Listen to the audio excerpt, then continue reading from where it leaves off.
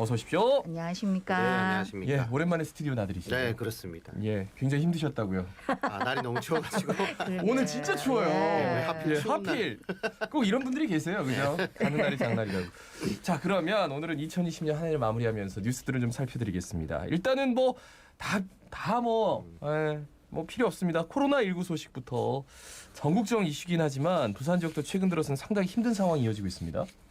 예, 말씀하신 대로 올해 2월 21일 날 부산 지역에 첫 확진자가 발생을 했었거든요. 그리고 그 이후에는 사실 부산이 나름 그래도 방역을 좀 잘 해봤다 이런 평가들을 받아왔고 한때는 또 뭐 청정 지역이다 이런 평가를 듣기도 했었는데 이게 고비가 된 게 6월 달이었죠. 6월 달에 러시아 선박에서 네. 집단 감염이 발생하면서 이게 지역 감염으로 또 이어지기도 했었고 이런 또 고비가 있었고 그러다가 지난 11월에 만덕 지역을 중심으로서 해뜨락 요양병원의 집단 감염 또 초연음악실 집단 감염 일어나면서 그 이후로는 거의 매일 뭐 20-30명대 뭐 어제 같은 경우는 50명 이렇게 계속적으로 늘어나고 있는데요. 어제까지 보니까 1,831명이 확진되었더라고요. 그리고 네네. 이제 이게 11월 중순까지만 해도 사실 부산 600명대였어요. 네. 근데 한 달여 한 보름 정도 만에 지금 거의 1,000명 이상이 늘어난 상황에 대해서 지금도 여전히 매우 심각한 상황이라고 볼 수 있겠습니다. 그러니까 이제 한 달 사이에 갑자기 많이 늘어나가지고 병상이 또 모자라가지고 예, 그렇죠. 인근 경남, 대구 지역까지 환자를 보내야 되는 상황도 맞았었는데, 근데 이게 또 앞으로 다 문제 아니겠습니까? 예, 사실 제일 중요한 게 이제 지금 이런 감염병 사태가 확산되다 보니까 제일 먼저 느껴지는 게 이런 공공의료 체계를 어떻게 잘 마련돼 있느냐 이게 제일 핵심이잖아요. 네. 그러니까 사실 부산도 뭐 10명 내외로 일어날 그 환자가 확진될 때는 별 상관이 없었는데 최근처럼 뭐 수십 명씩 매일 이렇게 확진자가 발생하니까 환자를 수용 못해서 대구로 보내고 경남으로 보내고 이런 상황들이 나오고 있는데 사실은 네네. 이건 근본적인 대책이 조금 필요할 것 같아요. 그러니까 이 전염성이 강한 감염병이 평균 4-5년마다 이렇게 계속 발생을 하고 있고 앞으로는 더 자주 일어날 가능성도 높다. 이런 부분들 때문에 기존에 있는 공공의료병원이라고 한다면 부산은 부산의료원밖에 없는데 이게 지금 위기가 오면 부산의료원은 또 약간 저소득층에 있는 분들이 환자분들이 많으시잖아요. 근데 또 장기 환자도 많고 또 이분들도 위급한 분들인데 이분들을 병상을 다 옮겨야 되는 문제가 생기니까 단순히 감염병 문제가 아니라 또 다른 형태의 그 피해를 보는 분들이 나오고 있다라고 하는 것이죠. 그리고 또 고령화 사회로 인해서 평균 수명도 길어지고 또 요양병원과 같은 요양시설이 계속 늘어나고 있는데 이번에도 보면 코로나19 상황에서 보면 전부 요양병원, 요양원과 같은 데서 집단 감염이 계속 일어나고 네네. 또 그러다가 코호트 처리를 하다 보니까 코호트 처리가 지금 답이 아니라는 얘기가 계속 나오잖아요. 네. 사망자의 절대 다수가 코호트 처리된 데서 지금 나오고 있기 때문에 그런 부분에서 좀 여러 가지 문제점이 있다. 여기에 대한 대비책도 좀 필요하다. 뭐 이런 생각 들고 또 하나는 부산시가 지금은 이제 그 시민방역추진단이라고 해서 3개 팀으로 운영을 하고 있는데 숫자가 네네. 너무 적어요. 그러니까 네. 이 공무원들의 피로도나 이런 것들이 너무 가중되니까 정확한 판단이나 또 필요한 조치들을 제대로 취하지 못하는 문제들도 있지 않습니까? 그래서 예. 여기에 대한 부분도 좀 대응들이 좀 필요하겠다라고 생각되고요. 그래서 지금의 코로나19 상황도 중요하지만 이후에 지금의 상황들을 잘 모니터링을 해서 예. 이후에 또 유사한 상황들이 벌어졌을 때 그때 부산시는 어떻게 대응할 것이냐. 정부의 방침만 보고 있을 것이냐. 저는 그거는 조금 아니라고 보고 부산 나름대로의 실수를 반복하지 않기 위한 대응 체계를 구축하는 게 지금 가장 중요하다고 생각이 됩니다. 그러니까 수백억씩 들어가는 뭐 침례병원, 공공병원화, 뭐 서부산 의료원의 네. 출범, 뭐 이런 것들에 대해서 좀 안 좋게 보시는 분도 계세요. 왜냐하면 워낙 많이 예산이 들어가기 때문에. 그런데 한편으로는 손은 키워야 되고 할 일은 해야 된다면 이거 빨리 맺어지는 게 맞거든요. 네. 예, 그렇게 해야만 상대적으로 예산도 덜 들어가고 그러니까 지금이 그 시기라는 점에서는 다 공감은 하는데 이제 당장 예산 문제가 좀 걸리긴 합니다만. 예, 그렇죠. 예. 그래요. 두 번째 소식은 가덕신공항 얘기를 좀 하겠습니다. 김해 신공항 검증 결과가 발표되기 전까지 여러 논란이 있었고 결과 예측이 정말 쉽지 않았습니다. 예, 검증위가 출범하고 1년 6개월 만에 이제 결론이 나온 건데요. 예. 사실 뭐 시민 여러분 잘 아실 겁니다. 그 또 얼마나 많은 우여곡절들이 있었는지는 잘 아실 테고 국토부 같은 경우에도 뭐 여러 가지 그 어떻게 보면 약간 방해 공작 비슷한 이런 형태들이 네네. 굉장히 많이 있었죠. 근데 특히 이제 검토위가 안전분과위원들이 낸 의견들을 무시하고 또 의견을 제착하는 경우도 있었고요. 그런 소식도 있었고 또 법제처에다가 공항시설법 34조를 해석해달라 이렇게 요청해서 또 막 네. 지연을 그렇죠, 시간들을 그렇죠. 여러 개 논란들을 많이 일으키고 했었는데 이제 어쨌든 뭐 결과 발표까지 국토부가 계속 새로운 의견들을 또 제시하고 또 검증위는 그걸 또 받아들이고 시 의견들은 또 무시하고 이런 뭐 여러 가지 논란들이 길어지면서 시간이 1년 6개월이나 걸렸는데 어쨌든 최종적으로는 11월 17일이었죠. 결과 발표에서 근본적 검토가 필요하다. 이런 의견들을 제시해서 이제 사실상 백지화가 이루어지긴 했는데 어쨌든 아직 뭐 해결해야 될 과제도 많고 넘어야 될 산도 많습니다만 어쨌든 코로나19로 부산 시민들 굉장히 우울했었는데 이 뉴스 하나는 제가 볼 때는 5대 뉴스 중에서도 가장 유일하게 조금 시민들에게 그래도 좀 기쁨을 주는 네. 그런 뉴스가 아니었나 이렇게 생각이 됩니다. 그 이제 결과 발표 후에 예. 뭐 특별법도 막 여야에서 막 서로 앞다투어 뭐 발의하고 해가지고 뭔가 속도가 붙는가 했는데 그러고 나서는 좀 잠잠해진 느낌이 있는데. 예, 일단 뭐 아마 모든 분들의 바람이긴 할 건데 내년 2월 내에 그 꼭 좀 특별법이 이루어졌으면 좋겠다 이런 생각이 듭니다. 그 여당 같은 경우에는 당 차원의 추진을 하고 있고 또 국민의힘은 어쨌든 부산 지역 의원들을 중심으로 해서 특별법 발의를 한 상태인데 또 어제 그 이낙연 민주당 대표하고 김종인 비대위원장이 만난 자리에서도 이 가덕 신공항 특별법을 좀 꼭 통과할 수 있도록 해달라 네네. 이렇게 했는데 김종인 대표가 뭐 위원장이 별다른 언급은 없었다고는 하지만 그래도 뭐 강하게 반대하지 않은 것만 하더라도 나름의 좀 기대가 있지 않을까 생각이 되는데요. 문제는 이 대구 경북 지역에 왜 이러는지 잘 모르겠어요. 그러니까 그 대구 신공항도 지금 추진을 하고 있잖아요. 네. 그러니까 사실은 그 문제가 이제 꼬일까 아니면 이제 수요가 부족해질까 이런 것들을 우려할 수는 있는데 그 대구의 최대 염원은 원래 K2 공항을 옮기는 거예요. 네. 그렇죠. 그러니까 군사공항을 밖으로 빼내는 작업이었기 때문에 그것만 하더라도 대구로서는 상당히 자기들의 소기의 목적을 달성했다라고 볼 수 있는데 그런 부분이 왜 이런가 좀 안타깝기도 하고 또 하나는 이제 수도권 언론들이 수도권 중심주의에 기반해가지고 계속적인 그 반대 여론을 형성하지 네. 않았습니까? 제가 그 뉴스를 쭉 보면서요. 야, 해도 너무한다. 그 내용을 그 기본적인 내용도 제대로 체크하지 않고 그렇죠. 네. 쏟아내는 내용들을 보면서 야 정말 이걸 보고 있는 수도권의 많은 국민들이 똑같은 생각을 하지 않을까라고 하는 것 때문에 좀 씁쓸한 마음도 사실은 좀 있었는데 어쨌든 이런 여러 가지 난관들이 있기 때문에 특히나 이제 2030 월드 엑스포를 유치를 하려고 그러면 공항이 필수 조건이지 않습니까? 그래서 여기에 대한 좀 속도를 내야 될 것 같고 다만 이제 국토부가 장관 교체 얘기에 있고 변창흠 신임 장관이 실제 여기에 대한 언급을 또 구체적으로 하지 않고 아주 뭐 그냥 일반적인 얘기들만 하고 있는 상황이라서 빨리 좀 백지화선을 해주면 좋겠다. 사실 국민의힘에서는 백지화선언 해야 자기들이 검토하겠다는 네. 입장이잖아요. 그러니까 이미 이렇게 된 상황이라면 좀 빠르게 해주는 게 좋지 않겠냐 이런 생각이 들고요. 어쨌든 뭐 그 일부 여론조사를 보게 되니까 가덕 신공항이 그렇게 영향을 미치지 못할 것이다 이런 얘기도 있긴 한데 그건 아마 특별법이 통과되고 나면 상당한 여론의 반향을 일으킬 거라고 생각되고 시민들도 좀 구체적인 내용을 더 알게 되시면 이 공항이 왜 정말로 필요한가에 대한 부분들도 더 많이 좀 공감하지 않을까 이렇게 생각이 됩니다. 예. 2월에 이제 특별법 제정. 그런데 지금 뭐 국토부 내에서도 또 약간의 좀 반발하는 움직임이 보인다라는 여기저기서 이제 소식이 들려오는데 이거 뭐 하기로 했으니까 해야죠. 그리고 그럼요. 이거 만약에 끌면 그다음 대선입니다. 네, 맞습니다. 예, 뭐 선거에 영향 글쎄요. 뭐 지금 당장 보궐선거 영향 뭐 있을 수 있겠죠. 그런데 대선에 영향 주는 것보다 빨리 해가지고 여기서 마무리하는 게 맞지 않나 싶습니다. 그죠? 그러니까 여당 같은 경우에도요. 이런 생각이 들어요. 그러니까 여당 같은 경우에도 이걸 선거 이용하려고 하면 안 돼요. 그러니까 그렇죠. 이거는 시민들이 요즘은 워낙 현명하셔가지고 네, 그럼요. 그런 거에 휘둘릴 만한 부담 이런 시민들이 정책을 아니거든요. 하나 해주고 안 해주고가 아니고 그 과정까지 어떻게 했는가 다 그러니까요. 지켜보거든요. 예, 맞습니다. 이제는. 맞아요, 예. 맞아요. 예. 자, 세 번째 소식이 부산시의 재난관리에 관한 소식인데 7월 22일, 23일 뭐 기억하십니까? 기록적인 폭우가 쏟아지면서 초량 지하철에서 3명의 시민이 안타까운 사망 소식을 접하기도 했습니다.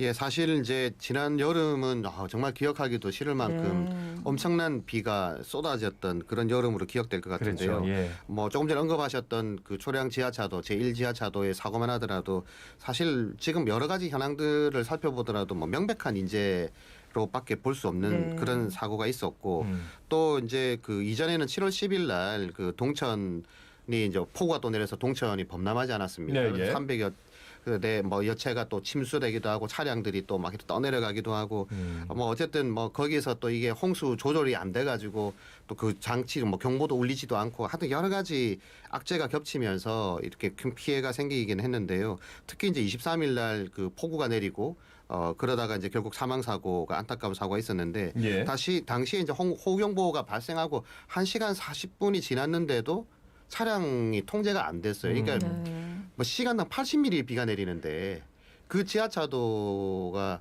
뭐 보신 분은 다 아실 거예요. 네. 금방 물차거든요. 근데 네. 그렇죠. 그 이후에도 보게 되면 거기에 또 배수 장치가 또 잘 안 됐고 이런 여러 가지 또 구조 신호에 바르게 대응이 안 돼가지고 112에 신고하는 문제가 또 생기고 그런 가운데서는 또 구청이 해당 구청이 동구청 같은 경우에는 그 뭐 통입 호우경보가 발생하면 출입 동제를 해야 될 상급지인데 이조차도 내용을 모르고 있었고 그렇죠. 어쨌든 그렇게 되다 보니까 결과적으로 변성한 권한 대행을 비롯해서 8명의 공무원들이 이제 기소 의견으로 지금 검찰에 송치가 되어 있는 상태인데요.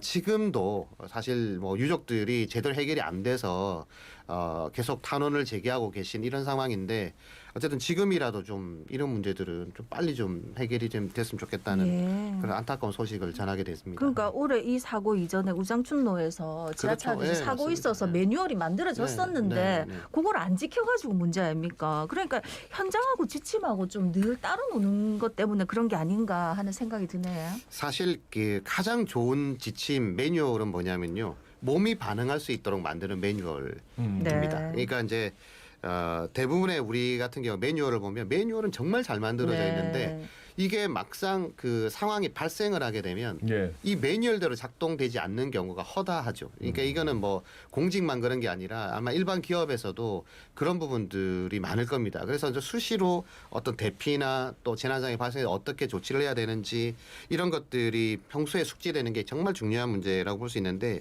예전에 제가 어떤 모 공기업에 한번 그 회의에 갔다가요.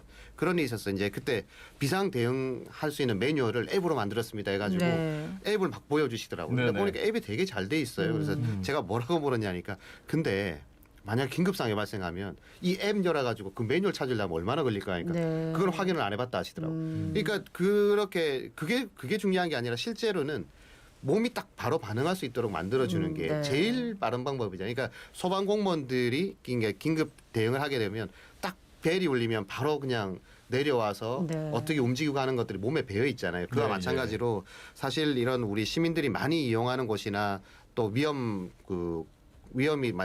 지역 같은 경우에는 그런 부분이 사실 더 중요한 부분들인데 거기에다가 이제 그 사실 예방이 더 중요하잖아요. 그러니까 네. 지금 부산은 단순히 호우 피해뿐만 아니라 지금 최근에 고층 빌딩 사이에 그 뭐 돌풍 문제라든지 또 아니면 뭐 해안가에 있는 어떤 피해 문제라든지 예. 여러 재난 상황들이 워낙 많기 때문에 이거를 예방에 대한 시스템을 잘 만드는 게 훨씬 더 중요하다. 꼭 끝나고 나면 누구 책임이냐, 내 책임 아니다, 시청 책임이다, 구청 책임이다 이렇게 말하는데 네네. 어쨌든 재난은 예측이 불가능하다. 그래서 상시적인 준비 체계가 만들어져 있지 않으면 결과적으로 피해는 커질 수밖에 없다. 이 사실을 꼭 좀 명심을 하고 좀 시에서나 또 구에서나 대응을 좀 잘 해주시길 바랍니다. 그러니까 이 부분에 대해서는 사실 뭐 공무원들 누가 대응을 잘못했다라고 얘기하기 전에 저희도 사실 언론도 네. 특히나 지역 언론도 좀 방송을 해야 되는 게 22, 23일에 이제 편성권이나 이런 것들이 중앙에 있다 보니까 지역의 뉴스를 굉장히 빠른 속도로 타전해야 돼도 불구하고 그렇죠. 뭐 한두 뉴스가 나간다거나 이 정말 물난리가 나서 사람이 이제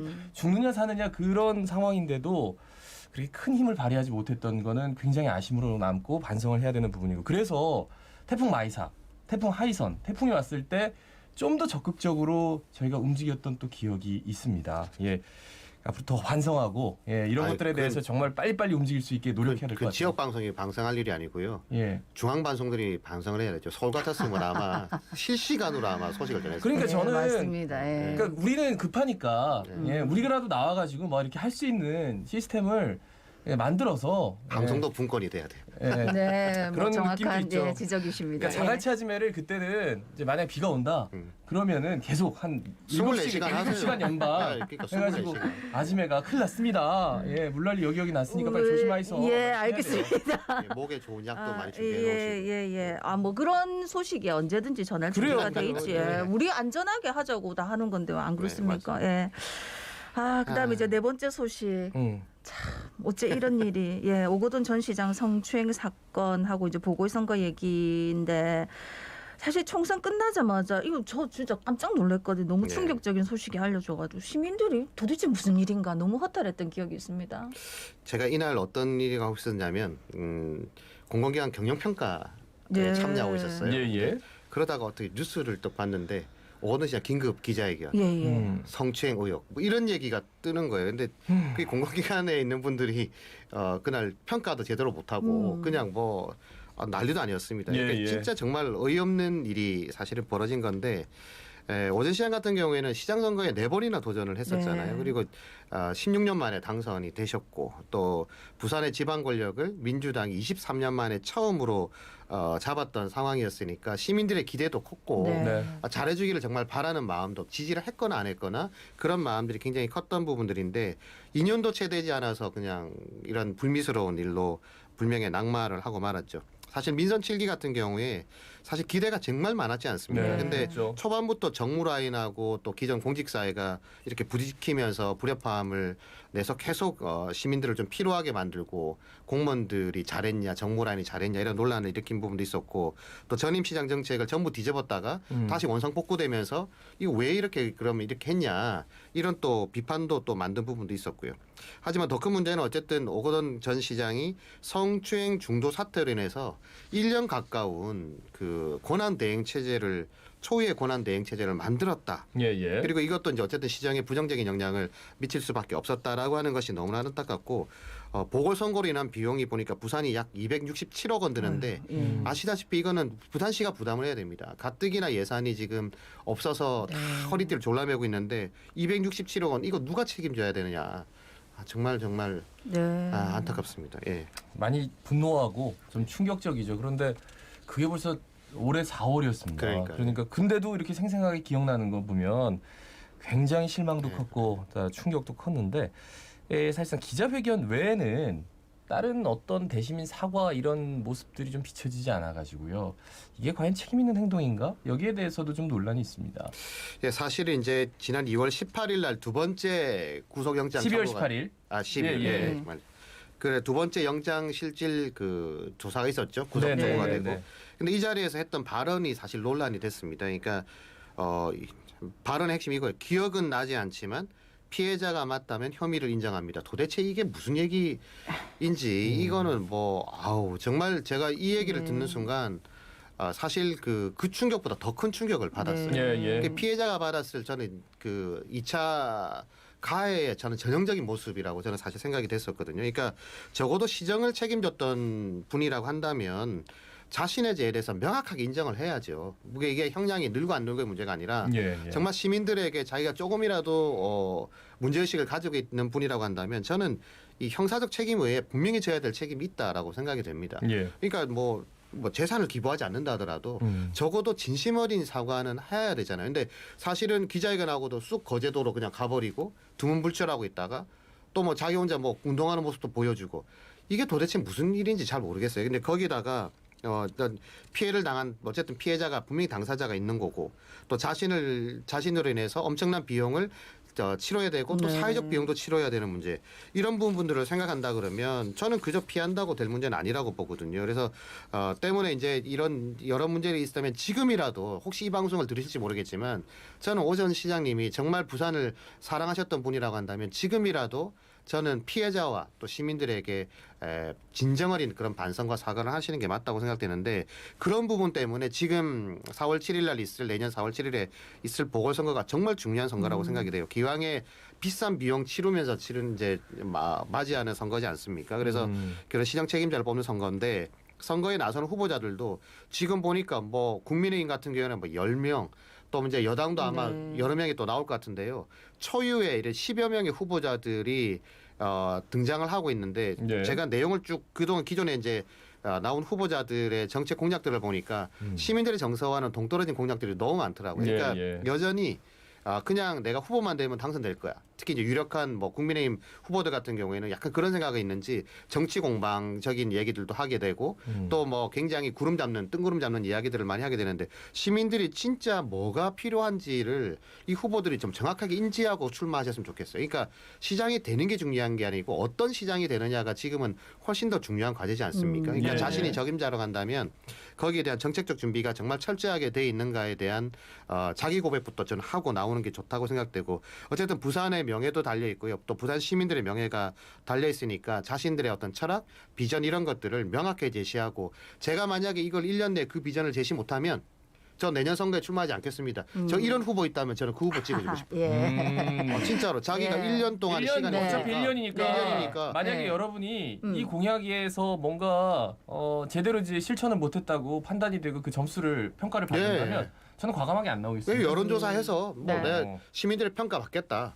이 정도 자신감은 가지고 나와야죠. 위기의 부산을 구하겠다고 나오시는 분인데 예.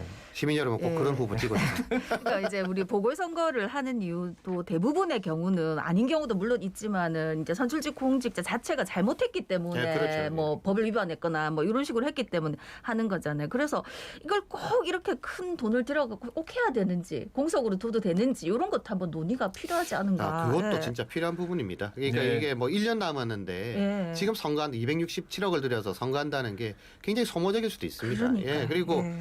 원인자 부담을 시켜야 돼요. 그러니까, 그 정당에다가 예. 아예 책임을 묻도록 만들면 이런 후보 네네. 추천 안 합니다. 네. 그래요. 하여튼 뭐 오늘 많이 이렇게 엄청난 공약을 오히려 온몸 사무총장님이 아니 뭐 안 되면은 선거 안 나가는 거야 뭐 이런 식으로. 그러니까요. 알겠습니다. 예. 네. 자 마지막 소식은 동백전 관련 소식인데 부산시가 의욕적으로 출발했던 지역화폐 동백전 정말 결과적으로 위기를 맞으면서 올해를 지금 이렇게 그냥 넘기는 것 같아요 그냥 동백전을 한마디로 평가하면 시작은 창대했지만 끝은 매우 초라해졌다. 저는 이렇게 평가를 해보고 싶습니다. 그러니까 처음 도입할 당시만 하더라도 얼마나 시민들의 관심을 받았고 맞아요. 특히 캐시백을 10% 해준다니까 뭐 물밀듯이 사람들이 이제 동백전에 가입을 하고 이용을 하고 했었는데 시민들의 뭐 관심과 또 성공적인 정착이 되지 않겠나 이런 기대도 받긴 했었죠. 근데 가입자가 예상보다 크게 늘어나면서 결국 캐시백 비율이 이제 뭐 6%로 5%로 계속 줄어들다가 결국 뭐 예산 관련으로 캐시백이 제로까지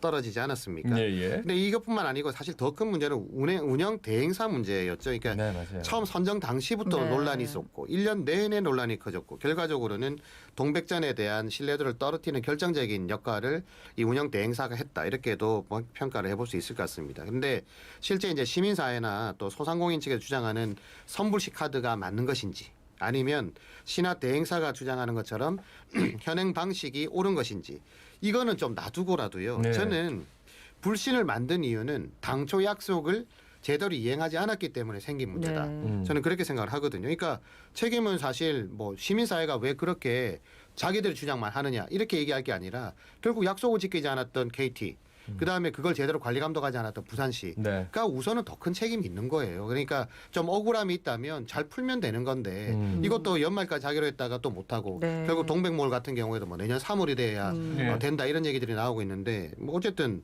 이 책임에 대해서만큼은 이것도 좀 책임에 대해서 자기 소재를 명확히 할 필요가 있는 것이죠. 네. 요즘 제가 이건 이제 조금 기우일 수도 있는데 동백전에 동백이 없어요. 그러니까 동백전 언급 자체를 안 하고 배달앱, 배달몰 이런 식으로 시도 약간 동백전에 대해서 좀 껄끄럽긴 한데 이 자체를 이제 아예 안 하려고 하나 이런 의구심이 들 정도로. 근데 뭐 조금- 그렇게 걱정을 할 수는 있는데 이제 저는 바라는 게 또 많은 시민들이 바라는 게 어렵게 시작한 지역 화폐고 그렇죠. 근데 좀 네. 개선점을 찾아가지고 요게 뭔가 좋은 방향으로 갔으면 하는 그게 제일 큰 바람이거든요. 사실 그 성공을 다른 데는 성공을 못했으면 시의 이유도 타당해요. 근데 인천시 같은데 얼마나 잘 되고 있습니까? 뿐만 아니라 다른 시도에서도 충분히 이런 것들을 도입하고 있고 경기도 같은 경우에는 아예 정부 차원에서 이걸 하자 이런 얘기를 할 정도로 네. 지역 화폐의 문제는 사실은 굉장히 중요한 문제이기도 합니다. 근데 또 시가 이제 뭐 시의회가 예산을 삭감했기 때문에 어렵다 이렇게 얘기하면 이건 핑계라고 저는 생각이 돼요. 그러니까 진짜 기왕에 시작한 거니까 어쨌든 보완을 할 수 있는 방법들을 최대한 찾는 게 굉장히 중요한 문제고 더 중요한 거는요. 저는 초심을 찾아야 된다고 생각하는데 이게 왜 생긴 거죠? 그러니까 지역 화폐가 생긴 이유는 간단합니다. 지역 경제 활성화와 소상공인들을 살리고 또 이것을 이용하는 시민들이 굉장히 의미 있는 같이 투자 소비를 하자라고 하는데 원래 취지가 있는 거잖아요. 네. 근데 예, 지금은 이건 다 어디론가 다 사라져 버리고 방식이 옳으냐 그르냐 이게 뭐 대행사가 맞냐 안 맞냐 이런 논란들로 인해서 오히려 초심이 다 날아가 버린 상태예요. 그러니까 지금 만약에 부산시가 동백전에 대한 부분들을 그냥 뭘 하나 만든다고 해결되지 않습니다. 이건 어쨌든 시민들이 80만 명이 넘는 시민들이 여기에 대해서 지금 가입을 하고 있고 이용을 하고 있는 상황인데 이것을 갖다가 이렇게 그냥 흐지부지 시킨다는 것은 책임 회피뿐만 아니라 이건 책임을 물어야 될 사항이 될 수 있는 거니까 이 문제에 대해서만큼은 저는 어쨌든 이 부분에 대해서는 조금 더 철저하게 시가 좀 검토하고 내용을 좀 보완을 해서 조금 전에 말씀하셨던 것처럼 저는 이걸 그냥 덮어버리면 또 이게 들어간 비용은 다 날아가 버리는 거잖아요. 그러니까 또 좋은 방식들이 분명히 있습니다. 그래서 요거에 대한 부분들을 철저하게 검토를 해서 좀 새롭게 디자인할 수 있는 과정들이 있었으면 좋겠다는 말씀을 드리고 싶네요. 그러니까 부산의 5대 뉴스라고 저희가 뽑아드렸지만 이 5대 뉴스는 아마도 이번 보궐선거에서 가장 핫 이슈가 되지 않을까 싶습니다. 처음에 뭐 코로나19도 그렇고 네. 가덕신공항 관련해서도 그렇고 또 지하차도 침수는 이제 시민의 안전 문제니까 또 성인지 감수성 이런 것들도 문제가 동백전 당연히 문제될 것이고 이런 것들이 정말 가감없이 자유롭게 토론이 되고 정말 좋은 방향으로 좀 나왔으면 좋겠어요. 그런 것들을 시민들이 주목을 해야만 되고 그래야만 정책에 반영이 된다는 사실 마지막으로 좀 강조를 하고 싶습니다. 자, 끝으로 한 마디만. 네, 시간이 얼마 안 네. 남았는데 제가 한 마디만 드리자면 시장 후보들께서요. 제발 이전 정부에 대한 정책을 그냥 비판 없이 그냥 그 점검 없이 덮는 걸 안 했으면 좋겠어요. 덮는다. 동백전 같은 경우에도 저는 아마 만약에 다른 당에서 후보가 당선이 된다 그러면 이 문제를 고쳐 쓰기보다 폐지할 가능성이 있다고 보거든요. 네. 그러니까 저는 그렇게 하지 마시고 정말 면밀하게 검토를 하셔서